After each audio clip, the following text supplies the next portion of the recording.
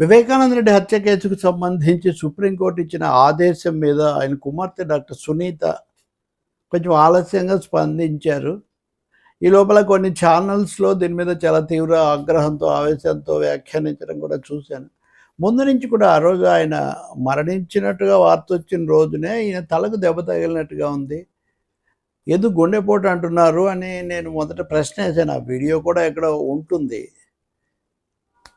ఇప్పుడు ఆమె అంటున్నారు, కానీ సాక్షిలోని అన్ని ఛానల్స్లో కూడా అదే వచ్చింది ఆ రోజు, మీడియాలో కూడా.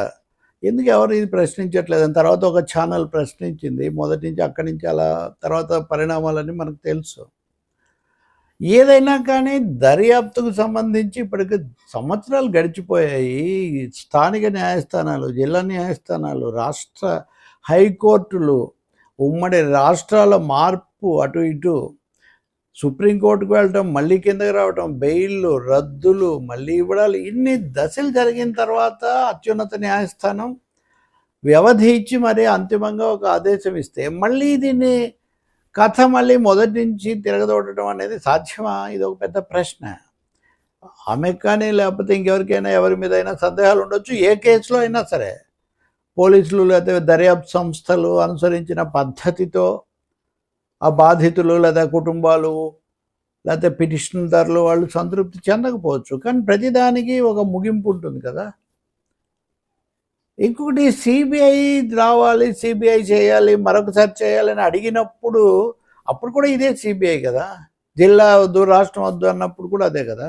ఇప్పుడు జగన్మోహన్ రెడ్డి ప్రతిపక్షంలో ఉన్నప్పుడు వద్దన్నారు, కావాలన్నారు, వచ్చిన తర్వాత వద్దన్నారు. అలాగే చంద్రబాబు నాయుడు కూడా ఆ పార్టీలు వాటి వైఖరి మారుతూ వచ్చింది. డాక్టర్ సునీత కూడా ఎన్నికలకు ముందేమో దాదాపు ఆమె కుటుంబంతోనే ఉన్నారు. తర్వాత ఆమె కాదు, న్యాయం జరగలేదని నేను మారానన్నారు. ఈ అన్ని దశల్లో నేను వీటిని పరిశీలిస్తూ వ్యాఖ్యానిస్తూ వస్తున్నాను. ఇందులో ఎవరు ఎంత రైట్ అది ఇక్కడ చర్చ కాదు. ఎవరి రైట్ అని వాళ్ళు అనుకోవచ్చు, కానీ న్యాయ వ్యవస్థ, దర్యాప్తు సంస్థ ఇంకా ప్రతిదానికి అవే కదా అంతిమం. సిబిఐ మీద ఏం విమర్శలు లేవని కదా. ఈ విమర్శలు మీరు అడిగిన రోజు కూడా ఉన్నాయి కదా. ఇప్పుడేమంటున్నారు, సిబిఐ ఒత్తిడికి గురవుతోంది, తన బాధ్యత నిర్వహించడం లేదు అంటున్నారు. ఇంకా ఎక్కువ వ్యవధి ఇచ్చిన వాళ్ళే కదా. అలాగే జగన్మోహన్ రెడ్డిని, భారతిరెడ్డిని విచారించాలని డాక్టర్ సునీత అంటున్నారు. అవసరం లేదని సిబిఐ చాలా స్పష్టంగా సుప్రీంకోర్టుకు చెప్పింది. సుప్రీంకోర్టు కూడా ఆమోదించి కింద కోర్టుకు వెళ్ళండి అని చెప్పింది. కింద కోర్టు సిబిఐ వీళ్ళని విచారించండి అని చెప్పినప్పుడు వీళ్ళని మాత్రమే ఏంటి, వీళ్ళని కూడా విచారించాలని మీరు అడిగారు. అడిగిన తర్వాత కూడా వాళ్ళు కాదన్నారు. అతి ముఖ్యమైన సాక్ష్యంగా ఇందులో బయట, లోపలేందుకు బయటే చెప్పారు కదా. 1:30 గంటలకు ఫోన్ చేశారు అర్ధరాత్రి. అది 1:30 కాదు, అంతర్జాతీయ ఈ కాలమానం ప్రకారం 5:30 గంటలు కలపాలి. అక్కడ ఆ తేడా వచ్చిందని సిబిఐ ఒక వివరణ ఇచ్చింది.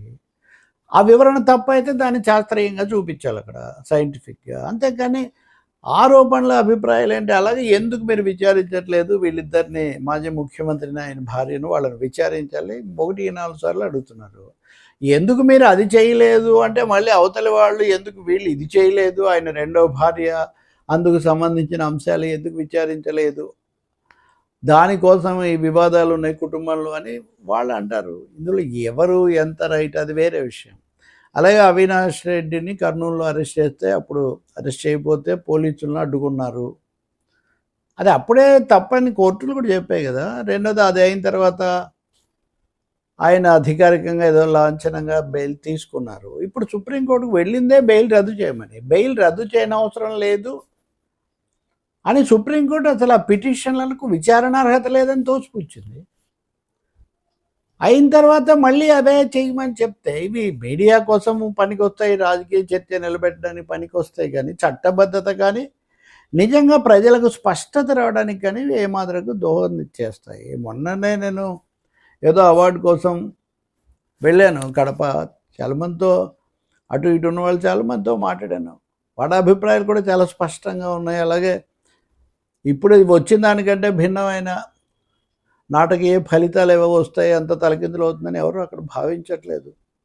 సిబిఐ మీద ఒత్తిడి తెచ్చారు. ఒత్తిడి ఎవరు తేగలుగుతారు? ఇప్పుడు ముఖ్యమంత్రిగా ఉన్నది, ప్రభుత్వాన్ని నడిపిస్తున్నది, అలాగే కేంద్రంలో కూడా ప్రధానమైన మద్దతుదారుగా ఉన్నది తెలుగుదేశం పార్టీ, చంద్రబాబు నాయుడు.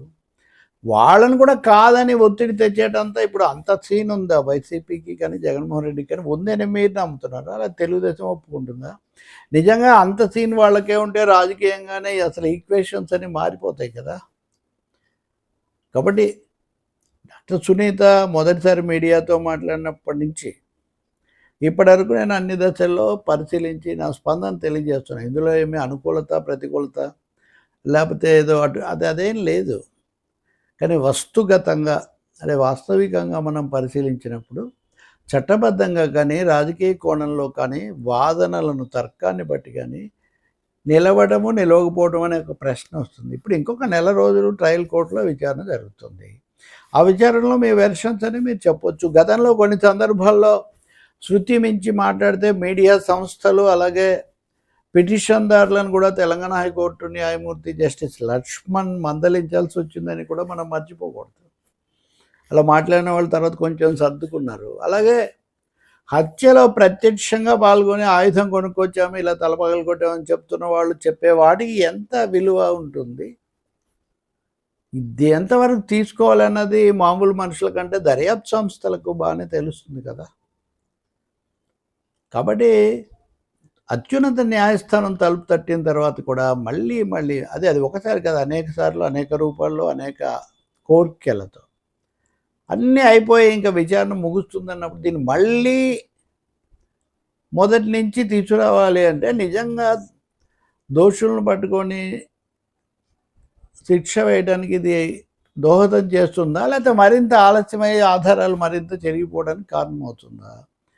మాకున్న ఆధారాలు వాళ్ళకి ఇచ్చాము, ఇచ్చిన వాళ్ళు చూశారు కదా, ఆధారాలను మీరు అనుకోవచ్చు, వాళ్ళు కూడా అనుకోవాలి కదా. కాబట్టి తప్పొప్పులు ఉండొచ్చు. అలాగే ప్రభుత్వాలు, వైసీపీ నాయకులు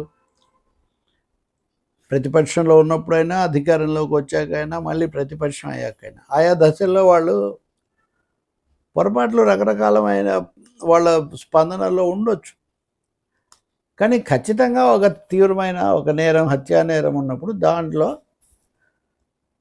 నిందితులు కాదు నేరస్తులను ఎలా పట్టుకోవాలన్నది ఆ దర్యాప్తు సంస్థలు చేయాలి. ఆ దర్యాప్తు సంస్థలు చేసిన దాన్ని న్యాయస్థానాలు ధృవిగా ఆమోదించి వాళ్ళు శిక్ష వేయాలి. అంతేకాని ఇంకా ఎడతెగని ఎండ్లెస్ ఎక్సర్సైజ్ లాగా మీడియా కాలక్షేపానికి లేదా మీడియా యొక్క కంటెంట్కు లేదా రాజకీయ పార్టీలు తమ అనుకూలతను ప్రతికూలతను తీర్చుకోవడానికి అవి ఉపయోగపడవచ్చు. కానీ నిజంగా న్యాయానికి మటుకు అవేమీ దోహదపడవు. దీన్ని ఎక్కడో చోట దీనికి ఒక ముగింపు రావాల్సినటువంటి అవసరం మాత్రం ఉంటుంది. ఇంకా పదే సిబిఐని, కేంద్రాన్ని జగన్మోహన్ రెడ్డి ఒత్తిడి చేయగలుగుతున్నాడు అంటే నిజంగా ఆయన రాజకీయ బలం చాలా పెరిగింది, అన్నీ ఆయన చెప్తున్నట్టు నడుస్తున్నాయి అంటే అది చాలా పెద్ద అభిప్రాయం అవుతుంది. నిజంగా అది నిజమా కాదా బీజేపీకే తెలియాలి.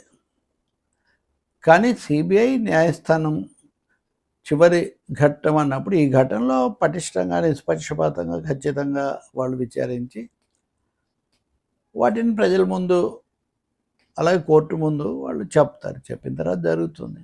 అంతేకాని ఆవేదనను అర్థం చేసుకోవచ్చు, ఆగ్రహాన్ని కూడా అర్థం చేసుకోవచ్చు, కానీ వాటిని బట్టి తీర్పులు రావు కదా.